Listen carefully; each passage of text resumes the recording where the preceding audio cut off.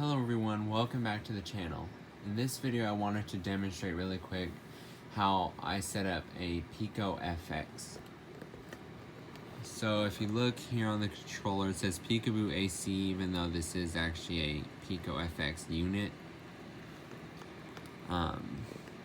Anyway, I wanted to give you some tips and tricks.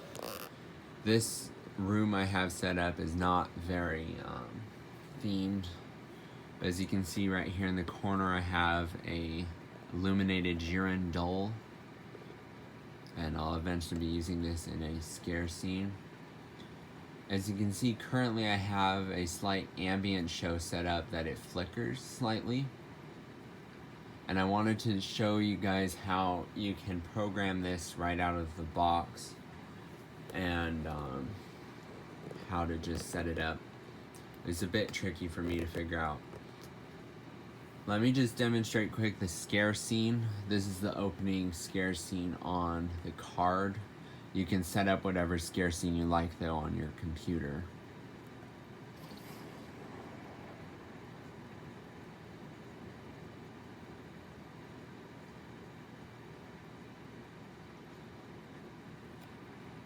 So now I'm just going to demonstrate really quick how you can program it.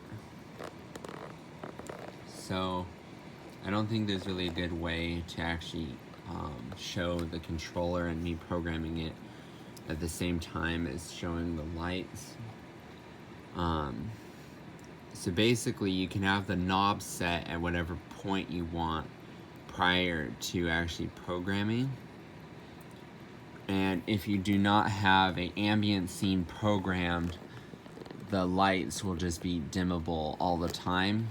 So whichever position the knob is set at is the actual position of the lights on the outlets. This one here is the girandole cord. This one goes to the upper lights that are in the room.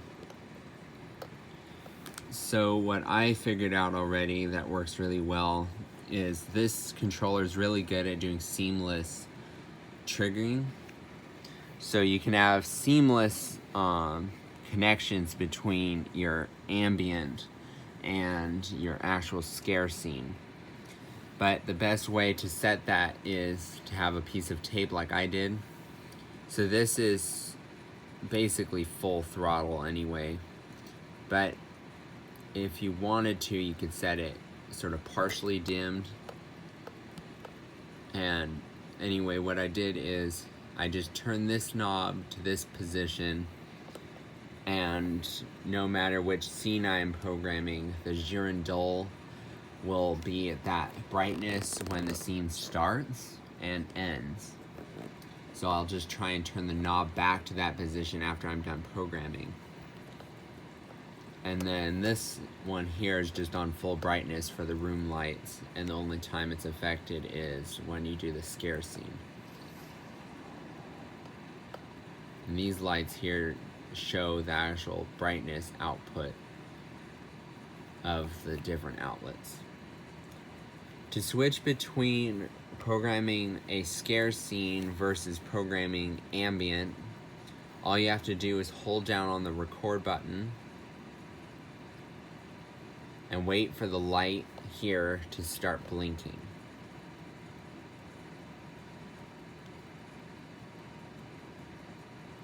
It takes it a while.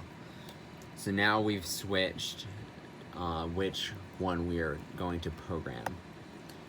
So currently now this is going to program the ambient scene. So I'll just go ahead and demonstrate how I did that. Is you just hold down on the record button until it turns red, then it'll blink. Then all you have to do is do your light dimming as you want it. And you could do a bit more drastic effects if you wanted.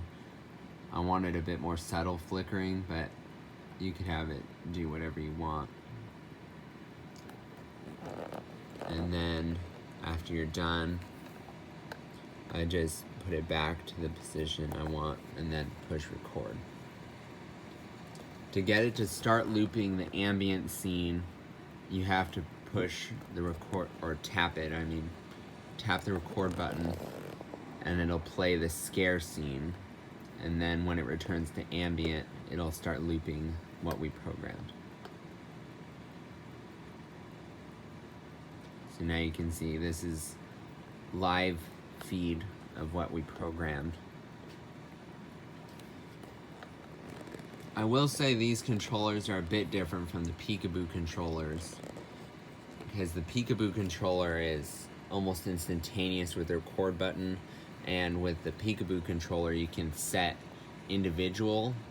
So if you already programmed this one perfectly, you could just tap that you do not want to record this output, and then that makes it a bit easier for doing layered scenes, especially for things that have more than like 4 outputs. So now I'll just show you how to switch back to doing the scare scene. Is just hold down, wait for the light to start blinking. I wish it didn't take so long. This one seems to take a really drastically long time to switch between scenes.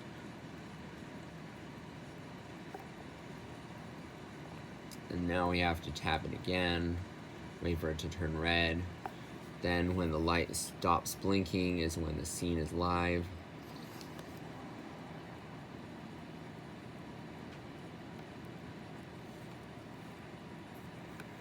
And then tap record. And then it'll play back exactly what was programmed.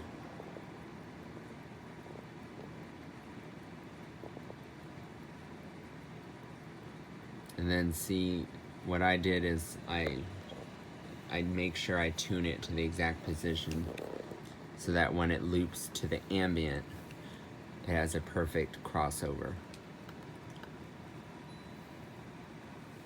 Anyway, I hope you enjoyed this video. If you have any questions about the Pico FX, just let me know. I'll be doing another video hopefully on a video controller I'm getting from Fright Props soon.